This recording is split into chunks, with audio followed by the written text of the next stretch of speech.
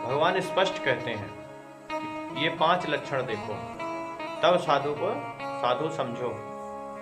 साधु में ये 5 लक्षण होते हैं। कौन कौन से? तितिक्षवः कारुणिकाः सुहृदयः सर्वदेहिना आजातशत्रवः शान्तः साधवः साधुभूषणाः।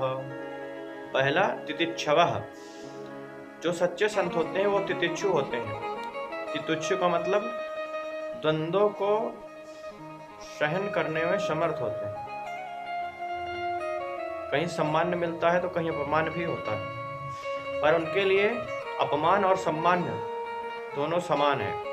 मानः अपमान्यो तुल्यम, दोनों में बराबर, उसको साधु कहते हैं। जो अपकार का बदला उपकार करके दे उसको साधु कहते हैं।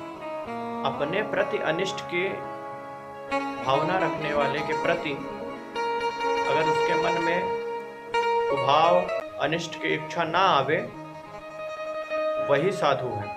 दूसरी बात, करुणिका, वो बड़े करुणा वाले होते हैं, दूसरों का कष्ट नहीं देख सकते। तीसरी बात, हृदय सर्वदेहिना, जितने भी शरीरधारी हैं उन्हें अपना सुहृदय, अपना बंधव, अपना परिवार समझते हैं। वसुधैव कुटुंबकम, पूरा विश्व हमारा कुटुंब है। जिनका चित्त उदार हो, हृदय विशाल हो, मन महान हो, वो पूरे विश्व को अपना परिवार मानते हैं। केवल सनातन धर्मावलंबी ही कह सकते हैं कि विश्व का कल्याण हो। यह नारा सनातनियों का ही है, नहीं तो कोई भी विधर्मी सबके कल्याण की भावना नहीं रखता। ये सनातन धर्म ही है जो सबके कल्याण की कामना करता है। ये भागवत का ही वचन है, प्रहलाद जी के द्वारा। कहते हैं स्वस्त्यस्तो विश्वस्व खलः प्रसीदतम, ये भागवत का ही वचन है। इसी को धर्म सम्राट ने नारे के रूप में लिया, विश्व का कल्याण हो। और चौथा लक्षण बताया आजात शत्रुवः, साधु आजात शत्रु होता है। वो किसी को भी स्वप्न में भी अपना शत्रु या दुश्मन नहीं मानता। क्यों नहीं मानता? क्योंकि वो सबके अंदर अपने उसी प्रभु का दर्शन करता है। और जब सबके अंदर प्रभु का दर्शन करेगा तो बैर कैसे कर लेगा? और अंतिम लक्षण बतलाया शांतः, शांत, हर परिस्थिति में वो शांत रहते हैं।